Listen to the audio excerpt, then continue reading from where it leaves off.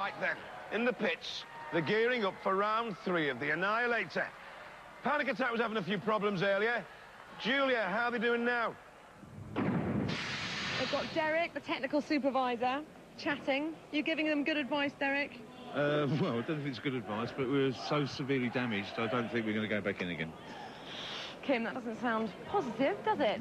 Well, I said it was sticky tape and plastic before we went in, and they hit the back end and just ripped it right off, and we've actually lost magnets in one of the motors as well, so, and the weapon is destroyed, so.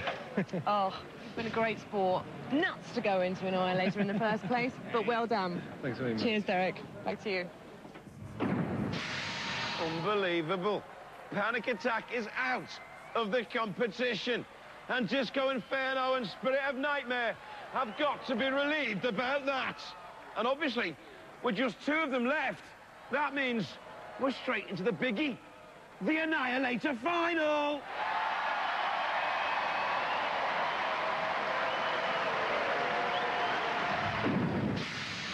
Well, there's been a lot of scraping robots back together for the final of this Annihilator. It's probably been the toughest one that we've seen. We should have had 4 fights to get here, and we've only had 2, but the competition is looking quite strong, we think. Now, they don't call this extreme for nothing, do they? No, we're amazed it's still working, really. We spent a long time hammering our beams back straight, and there's a few hits left in the disc, so we tend to make use of that. We've got enough hits to take them out, we think. Have they? Well, they've done all the damage to us so far, so perhaps it's a payback time for us. OK. And our tactics are going to be just to push and fit. Fantastic. In a few minutes' time, we will have an Annihilator champion. Well, I must admit, I've got no idea how this one's going to go. But, Jonathan, how do these 2 look on paper? Craig, let's look at strengths and weaknesses. Spirit of Nightmare is invertible. It has the pneumatic lifter, but it is a little bit slow. Disco Inferno has that rotating disc, also can run both ways up, but it is a high ground clearance. Thanks, John Boy. But now, we always knew there can only be one winner. On Robot Wars, 2nd place is nowhere. So let's settle this thing right here, right now. First up, put them together, take them apart, put them back together again. Spirit of Nightmare!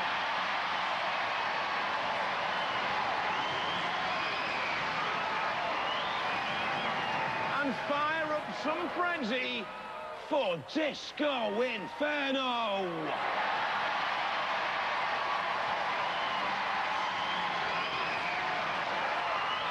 Roboteers, stand by. There's the Spirit of Nightmare team, Nigel, Malcolm and Lee. And Mark Marshall and Nick Bullock in the Disco Inferno box. Our house robots in the war zone, the pushing power of Shunt with the axe and the scoop. And Sergeant Bash has fully recovered from the dust-up last time around. 3, 2, 1,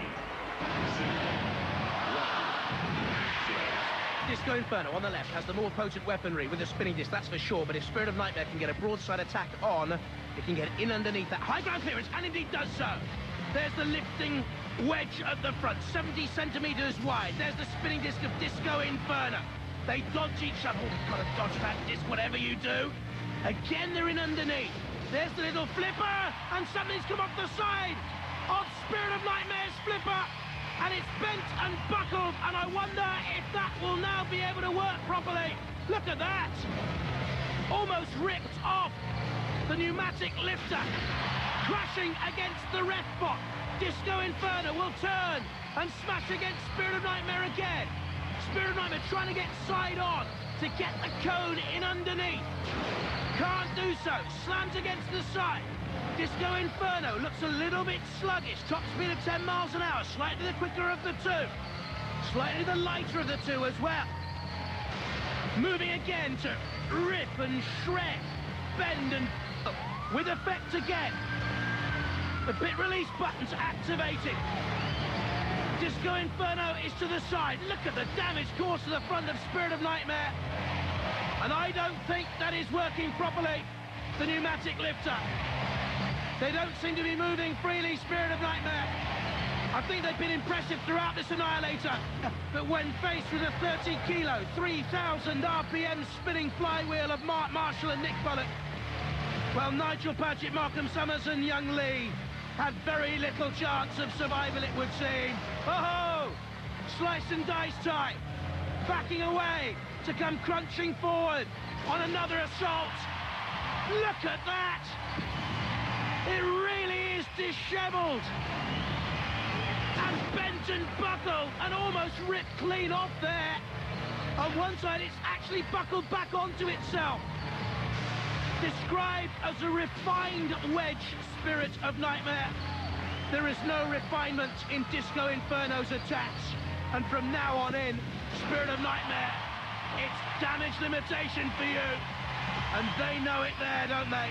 Lee Summers at the controls of Spirit of Nightmare, 15 years of age at King Edward VII College. Oh dear. The damage is unending for Spirit of Nightmare, and now surely it's buckled in an open position, and look at the back of it as well. As the ref bot starts to count them out, it's almost crumpled. It's almost split apart.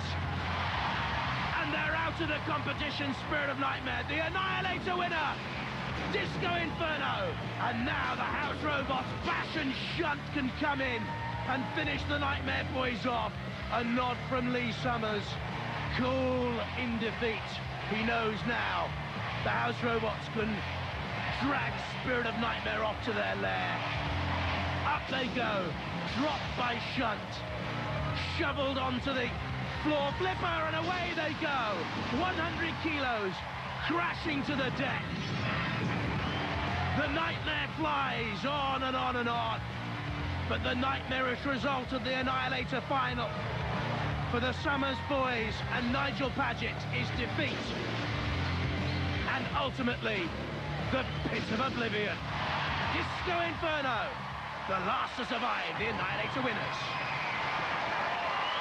Spirit of Nightmare, consigned to the pit of oblivion. The winner, burn baby burn, it's Disco Inferno!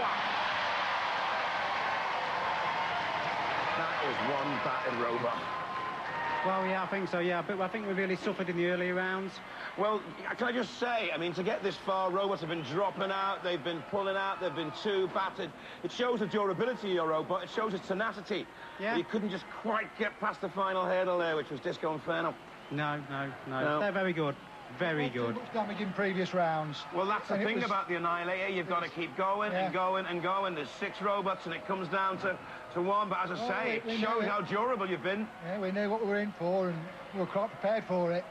Unlike some of the robots, you can walk away with your head held high after this, can't you? Oh, yeah.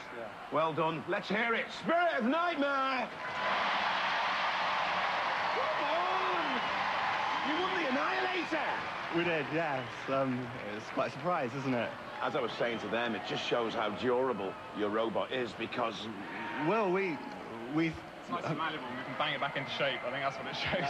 Yeah, but like, you know, when you've got up 6 robots and they're all going hammer and songs, I mean, you do take an awful beating there, don't you? Yeah. Has the damage been difficult to repair? Yeah, we didn't think we were going to be back in after, like, the first bit. We've had some hectic times in the pits, really. Working quite hard and... Well, you really have to build a durable robot if you're going to survive Robot Wars Extreme. What do you think of the competition? Yeah, they were all very good.